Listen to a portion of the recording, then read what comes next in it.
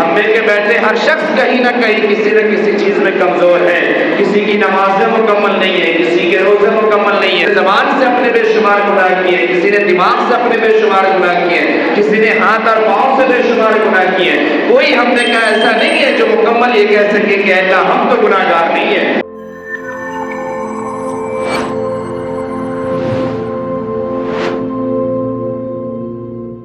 قال النبي صلى الله عليه وسلم في مقام أفضل الصيام بعد شهر رمضان صيام شهر الله المحرم أو كما قال عليه الصلاة والتسليم. اللهم صل على محمد عبدك ورسولك وصل على جميع الأنبياء والمرسلين محمد وعلى آله وأصحابه أجمعين. حاضرین گرامی, ماہ ذی الحجہ کے آخری دن چل رہے ہیں. آج 28 تاریخ ہے اور ایک دو روز میں ذی الحجہ کا یہ مہینہ ختم ہو جائے گا, جو اسلامی سال اسلامی مہینے کا آخری مہینہ ہے. 12واں مہینہ چل رہا ہے, یہ ختم ہو جائے گا. اسلامی سال کی گنتی بدل جائے گی, مہینے کا نام بدل جائے گا, دن تاریخ وہی رہیں گے. انسان کی زندگی میں صبح ہو رہی ہے, شام ہو رہی ہے, اس کی زندگی تمام ہو رہی ہے. ہم یہ سمجھ رہے ہیں کہ ہم بڑے ہو رہے ہیں, ہم کامیاب ہو رہے ہیں, ہم ناکام ہو رہے ہیں. حقیقی زندگی یہ ہے کہ ہم دھیرے دھیرے موت کے قریب اور قبر کے قریب ہوتے جا رہے ہیں. سال کا آخری مہینہ, سال کے آخری دن, یا ہمارے کسی کام کی آخری تاریخ یا اس کا آخری ہفتہ, اس کے آخری دن جو ہوتے ہیں, یہ یوم احتساب ہوتا ہے. حساب کتاب کا دن ہوتا ہے, کلوزنگ کا دن ہوتا ہے. اس مہینے میں ہمیں پورے ہفتے, پورے مہینے, پورے سال کی تمام اکاؤنٹس کو دیکھنے ہوتے ہیں, سب کو چیک کرنا ہوتا ہے. کہاں سے کیا آیا ہے, کیا گیا ہے, کس کو کیا لینا ہے, کس کو کیا دینا ہے, کیا ہم نے پایا ہے, کیا ہم نے کھویا ہے, کیا ہمیں آگے کرنا ہے, کیا ہمیں آگے نہیں کرنا ہے. اسلامی سال کا یہ آخری مہینہ اور اس کے بعد آنے والا پہلا مہینہ محرم الحرام. محرم الحرام یہ بھی حرمت والا مہینہ ہے, اللہ کے نزدیک فضیلت والا مہینہ ہے, اہمیت والا مہینہ ہے. تو یہ جو آخری دن بچے ہوئے ہیں, ایک دو روز, یہ ایک دو روز ہمیں یوں ہی غفلت میں گزارنے کے دن نہیں ہے, بلکہ یہ یوم احتساب ہے. اس میں ہمیں اپنے آپ کا محاسبہ کرنا چاہیے اور ہمیں اپنے آپ کو دیکھنا چاہیے کہ یہ جو سال کی جو گنتی تھی 1445, یہ 1445واں سال جو ہمارا گزرا, یہ 1445ویں سال میں ہم نے کیا کیا, یہ سال ہمارا کیسا گزرا. محرم سے لے کر کے ذی الحجہ تک پہنچ گئے. اس مہینے میں ہم نے حقوق العباد کتنے پورے کیے اور اس مہینے میں ہم نے حقوق اللہ کو کتنا پورا کیا. اگر سال بھر میں ہم نے اللہ کے احکام کو پورا کیا ہے, اللہ کے بندوں کے احکام کو پورا کیا ہے, دونوں کے حقوق کی ادائیگی کا ہم نے خیال رکھا ہے, تب تو پھر ہمارے لیے بہتر ہے, ہمارے لیے بھلائی ہے, ہمارے لیے کامیابی ہے, اور اس پر ہمیں شکر ادا کرنا چاہیے. سب سے پہلے یہ دیکھنا چاہیے کہ ہمارے سال بھر کی نمازیں جو دن بھر میں 5 وقت کی فرض تھی, یہ مکمل ہے یا نہیں. سال کے روزے جو ہمارے اوپر فرض تھے, یہ مکمل ہے یا نہیں. اللہ نے عظیم کتاب سامان ہدایت اور آخرت بنانے کے لیے پوری مکمل ضابطے اور دنیا کو سنوارنے کے لیے پورا اصول جو قرآن مجید کی شکل میں ہمیں عطا فرمایا تھا, اس قرآن مجید کو ہم نے سال بھر میں کتنا پڑھا ہے, تلاوت کے لیے کتنا پڑھا ہے, برکت کے لیے کتنا پڑھا ہے, ثواب کے لیے کتنا پڑھا ہے, اور کیا پورے سال گزر گئے, پورے سال میں یا پورے سال کے علاوہ جو ہم سب کی زندگی گزر رہی ہے, جو عمریں گزر رہی ہے, ہم میں سے کوئی 25 کے ہیں, کوئی 35 کے, کوئی 45 اور کوئی 55 کے, کیا ہم نے اپنی اس پوری زندگی میں قرآن مقدس کی کسی آیت کو, کسی سورت کو کھول کر کے بھی دیکھا ہے, پڑھا ہے کہ اس کے معنی کیا ہے, اس کے مفہوم کیا ہے, اس کے مطلب کیا ہے, اللہ اس میں ہم سے کیا کہہ رہے ہیں, اللہ کیا بتا رہے ہیں, کیا ہم نے کبھی اس پہ غور کیا؟ اگر ہم نے یہ سب کام کیے ہیں, ایک دوسرے کے حقوق کو ادا کیا ہے, رشتہ داروں کے ساتھ ہمارے معاملات اچھے رہے ہیں, ماں باپ کے ساتھ معاملات اچھے رہے ہیں, ہم نے کسی کے حقوق کھائے نہیں ہیں, کسی کے ساتھ ہم نے بدتمیزی نہیں ہے. قرآن میں جو اللہ نے حکم دیا تھا فلا تقل لهما اف, تو کیا ہم نے ماں باپ کے ساتھ بدتمیزی تو نہیں کی ہے, گالی گلوچ تو نہیں کیا, انہیں مارا تو نہیں ہے, ہم نے انہیں ڈانٹا تو نہیں ہے، یا اس طریقے سے ذوی القربا جو رشتہ داروں کے حقوق تھے ہم نے اس کو پورا کیا ہے یا نہیں کیا ہے، اس طریقے سے وہ جار الجنوبی جو پڑوسیوں کے حقوق تھے ہم نے اسے ادا کیے یا نہیں کیے، پڑوسیوں کو ستایا تو نہیں ہے، ظلم تو نہیں کیا ہے۔ اسی طریقے سے وہ صاحب جو ہمارے ساتھ رہنے والے ہیں، اٹھنے بیٹھنے والے ہیں، جو ہمارے مصاحب ہیں، جو ملنے جلنے والے ہیں، دوست یار ہیں، شریعت میں اور قرآن نے تو یہاں تک حکم دیا کہ جو تمہارے تھوڑی دیر کے ساتھی ہیں، تمہارے سفر کے ساتھی ہیں، تم نے اس کے ساتھ بھی صحیح کام اور بھلائی کا معاملہ کیا ہے یا نہیں۔ اگر ہم میں سے کوئی شخص ایسے ہیں جس نے ان تمام چیزوں پہ مکمل عمل کیا ہے تو پھر ہمیں شکر ادا کرنا چاہیے۔ قرآن کہہ رہا ہے لئن شکرتم لازیدنکم، کہ اگر تم نے شکر ادا کیا اپنے کیے ہوئے اچھے کاموں پر، اچھے اعمال پر، اللہ مزید توفیق عطا فرمائیں گے، اللہ مزید توفیق دیں گے۔ لیکن اگر میرے بزرگ اور دوستو، میرے بھائیوں، سال گزر گیا اور سال کے ساتھ ہم بھی اپنے سال کے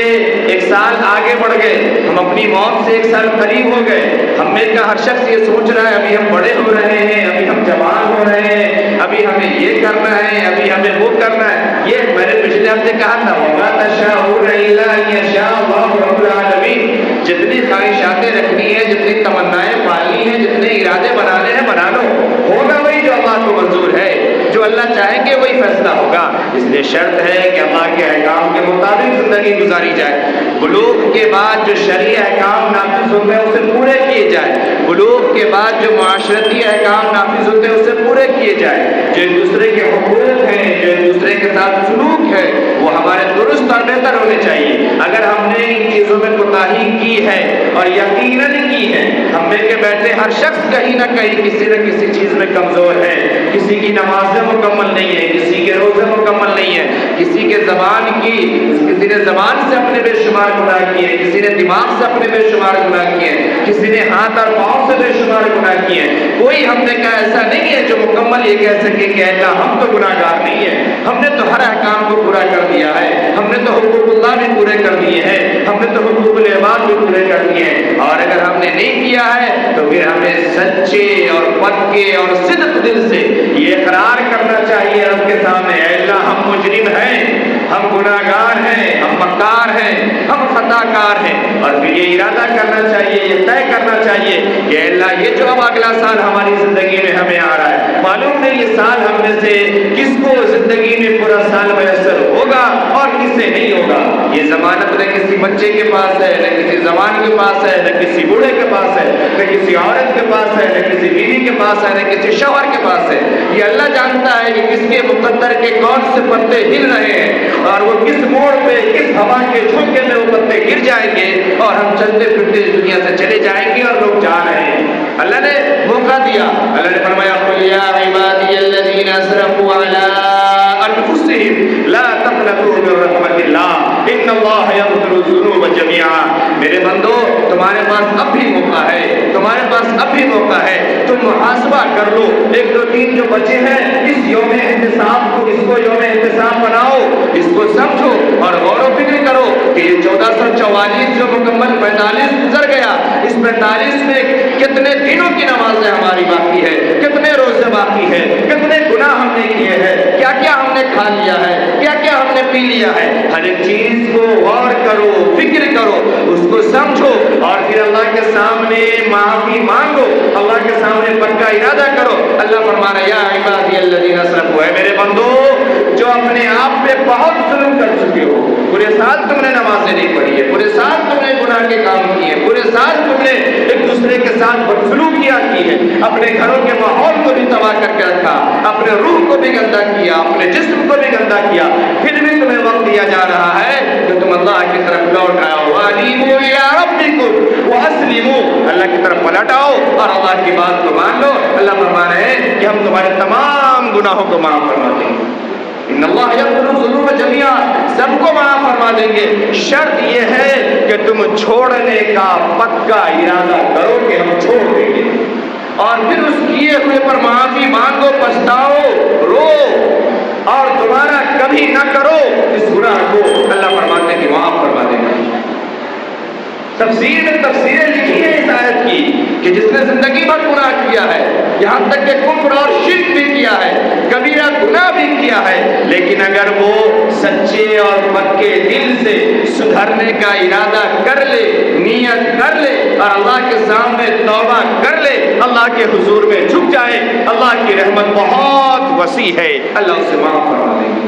اللہ تمام خطاؤں کو دور کر دیں گے۔ تو میرے محترم بزرگوں اور دوستوں، یہ جو 1-2 دن بچے ہیں، ہم اس کو سوچیں اور سمجھیں کہ یہ حرمت والے لگاتار 2 مہینے ہمیں ملے، اور تیسرا مہینہ جو سال کا پہلا مہینہ محرم الحرام آ رہا ہے، یہ بھی حرمت والا مہینہ آ رہا ہے، یہ بھی قیمتی مہینہ آ رہا ہے۔ اس مہینے میں ہم گناہوں کو چھوڑ دیں، خواہشات کو چھوڑ دیں، شریعت کو جانیں، شریعت کے احکام کو جانیں اور پھر اس کے مطابق ہم عمل کریں۔ ہم اپنے آپ کے جو اب تک ہمارے اعمال میں کوتاہیاں ہوئی ہیں، ہم ان کوتاہیوں کو لسٹ آؤٹ کریں اور پھر اس کو طے کریں کہ اب ہماری نمازیں نہیں چھوٹیں گی، اب ہم سے تلاوتیں نہیں چھوٹیں گی، اب ہم سے گناہ نہیں ہوں گے، اب ہم ایک دوسرے کے حقوق کو نہیں کھائیں گے، جو بھی صغیرہ کبیرہ گناہ ہے سب پر ہم نظر رکھیں گے۔ اگر ہم نے یہ ارادہ کر لیا، اللہ کی رحیم اور کریم ذات سے امید ہے کہ اللہ ہر موڑ پہ راہ ہموار فرما دیں گے اور ہم گناہ سے بچ جائیں گے، اور انشاءاللہ پھر ہماری دنیا بھی اچھی ہوگی اور آخرت بھی اچھی ہوگی۔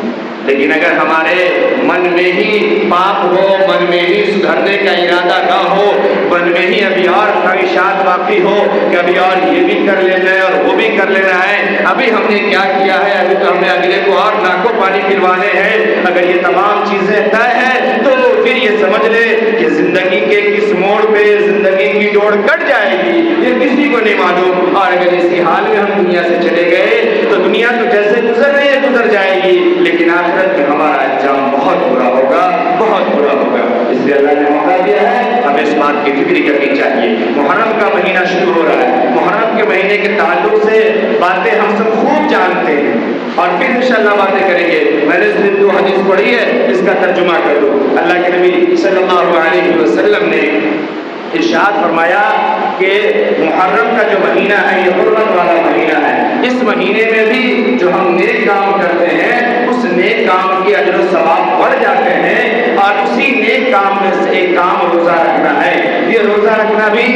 محرم کے مہینے میں خوب ثواب والا کام ہو جاتا ہے۔ حدیث میں ہے کہ رمضان کے روزے کے بعد جو سب سے افضل روزہ ہے وہ صیام شہر اللہ محرم، اللہ کے مہینہ محرم کا مہینہ، یہ بہت افضل مہینہ ہے۔ دوسری حدیث میں ہے کہ جو شخص محرم میں 1 دن روزہ رکھتا ہے اسے ہر 1 دن کے بدلے 1 مہینہ روزہ رکھنے کا ثواب ملتا ہے۔ یہ عام محرم کے عام دنوں کی بات ہے، 1 تاریخ سے لے کے 29 اور 30 جتنے دنوں کا مہینہ لے جائے یاد رکھے گا۔ یوم عاشورہ جو 10ویں محرم کا دن ہے اس کے تعلق سے خاص فضیلت ہے، یہ خاص اہمیت کا حامل دن ہے اور اس دن کے روزے کا الگ ثواب ہے۔ اللہ کے نبی صلی اللہ علیہ وسلم نے فرمایا کہ جو اس دن کا روزہ رکھے اللہ کے ذات سے امید ہے اللہ تعالیٰ اس کے 1 سال کے پچھلے گناہوں کا کفارہ بنا دیں گے اس ایک روزہ کو،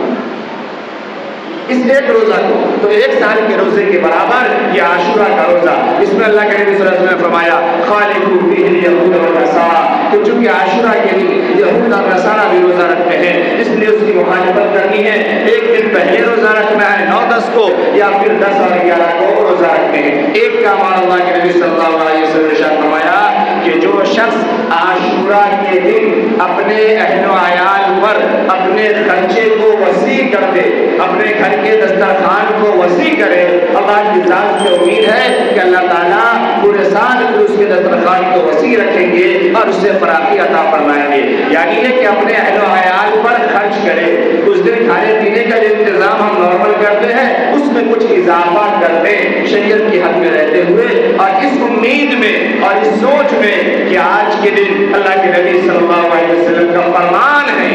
اگر اس ارادے اور اس عقیدے اور اس سنت کے مطابق اگر ہم کوئی کام کرتے ہیں تب تو یقیناً اللہ رب العزت کی طرف سے جو اللہ کے نبی صلی اللہ علیہ وسلم نے وعدہ فرمایا ہے ہمیں اس پر امید رکھنی چاہیے، اور پھر امید ہے کہ اللہ پورے سال ہمارے دسترخوان میں فراخی رکھیں گے۔ تو یہ 2 کام ہیں عاشورہ کے، ایک یہ کہ روزہ رکھا جائے اور دوسرے یہ کہ اپنے گھر میں کھانے پینے میں جو وسعت ہو سکتی ہے وہ کیا جائے۔ اس کا طریقہ یہ ہے کہ جو بچے ہیں ان کے لیے اچھا سے اچھا کھانے پینے کا انتظام کر دیا جائے، جو بڑے ہیں وہ روزہ رکھیں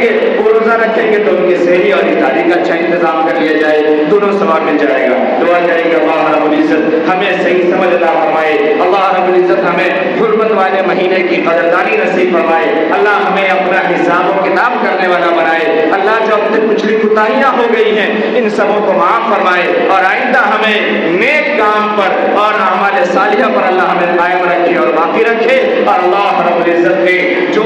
احکام ہمیں دیے ہیں ان احکام کو ہم پورا کرنے والے بن جائیں. باقی ہمارے یہاں جو دیگر خرافات ہیں, جو گناہ ہیں, جو حرام تک ہیں, کبیرہ تک ہے, شرک تک ہے, اللہ ہمیں اس کی سمجھ عطا فرمائے. اور